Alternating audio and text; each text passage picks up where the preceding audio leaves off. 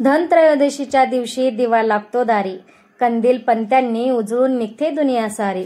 फराळ फटाक्यांची तर मज्जाच निराळी, मिळून सारे साजरी करू धनत्रयोदशी. हाय हॅलो नमस्कार सर्वांना, श्री स्वामी समर्थ. तर ही पहा तयारी मी धनत्रयोदशीच्या दिवशी केली होती.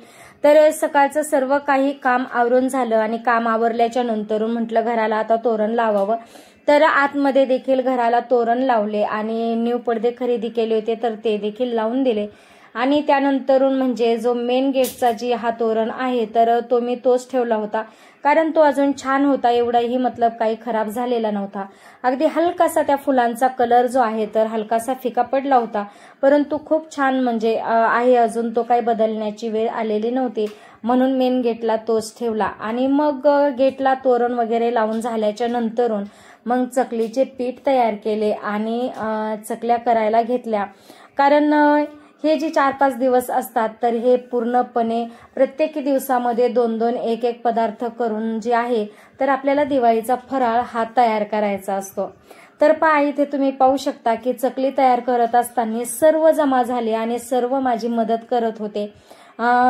साचा तर एकच होता, परंतु कधी मुलगा तर कधी मुलगे आणि मध्येच हे देखील येऊन बसले होते की मी हेल्प करतो म्हणून, परंतु मुलं म्हटले की नाही नको आम्ही करतो आहेत, तर मग ते उठून चालले गेले. तर अशा प्रकारे जे आहे तर मी चकल्या देखील करून घेतल्या आणि चकल्या झाल्याच्या नंतरून मग लाडूचे पीठ तिंबले आणि लाडू देखील करून घेतले.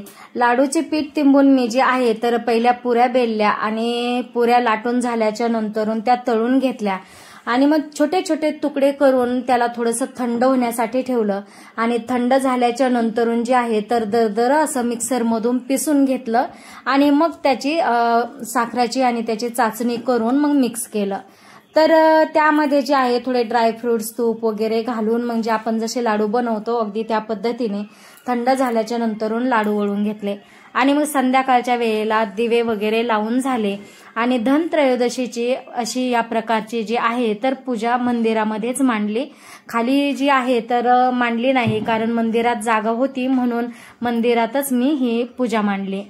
तर या पूजेमध्ये जी आहे तर मी ह्या 5 बोळक्यांमध्ये आहे तर 5 प्रकारचं असं धान्य भरलं होतं आणि त्यानंतरून म्हणजे धने मेन असतात तर धने वगैरे देखील ठेवले होते.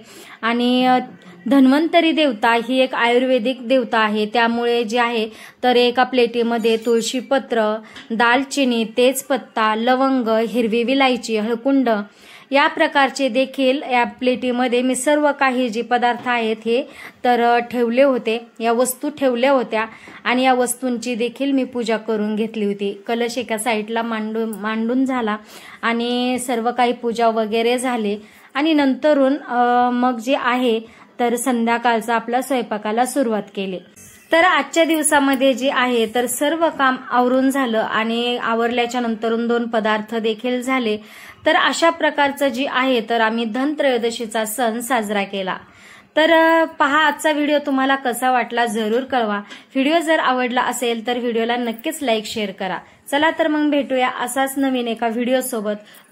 तोपर्यंत तुम्ही करा चॅनलला सबस्क्राईब आणि कमेंट्स बॉक्समध्ये हजेरी द्यायला बिलकुलही विसरू नका. तोपर्यंत श्री स्वामी समर्थ.